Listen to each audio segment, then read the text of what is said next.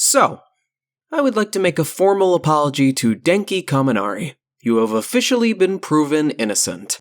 Let your life be filled with freedom, friends, and war. Yes, it has finally happened.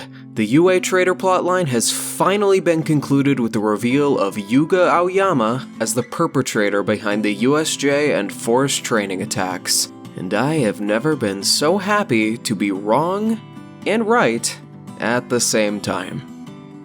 Let me explain. The whole reason I picked Kaminari for my traitor theory was that I felt like the character had a lot of potential to be something more than he was. He was always marketed just as heavily as his core character counterparts, with one of the strongest designs in the series, so I wanted to see what could be done with him in a more direct tie to the main storyline. However, shortly after that video was posted, I was rewatching the series with some friends of mine. This was around the time where the art exhibition was going on, and we got that really mysterious piece of Aoyama at the UA barrier. When we eventually got to his section of the remedial course arc, I made sure to pay extra close attention to his actions and the specific word choice of things.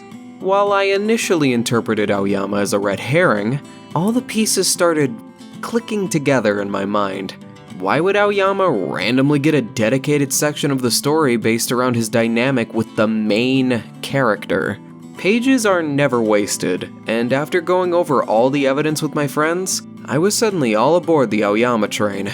I was planning to make a sequel video to my Kaminari one talking about Aoyama, but there were already a bunch of videos coming out talking about the same conclusion I came to, so I held off. I will proudly take my L with Kaminari.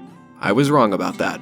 Fair and square. But from the sidelines, in the months leading up to now, I was totally rooting for an Aoyama traitor reveal. The roller coaster of the past 2 weeks has been insane. With all the talks about Aoyama suddenly coming to a halt with Hagakure, only for the biggest Uno reverse card fakeout I have seen this story pull in a long time. Shoutouts to Vocal Pineapple for calling how this would go down to a nearly perfect T. The whole thing with All For One giving Aoyama his quirk because it doesn't fit his body, in a similar way of Deku getting his quirk from All Might. Really cool stuff there. Now that we're finally here, I do think this was the best route they could have taken. Do I wish Kaminari got more to do? Sure. But the idea I proposed is already kind of covered by Twice in a much more interesting way.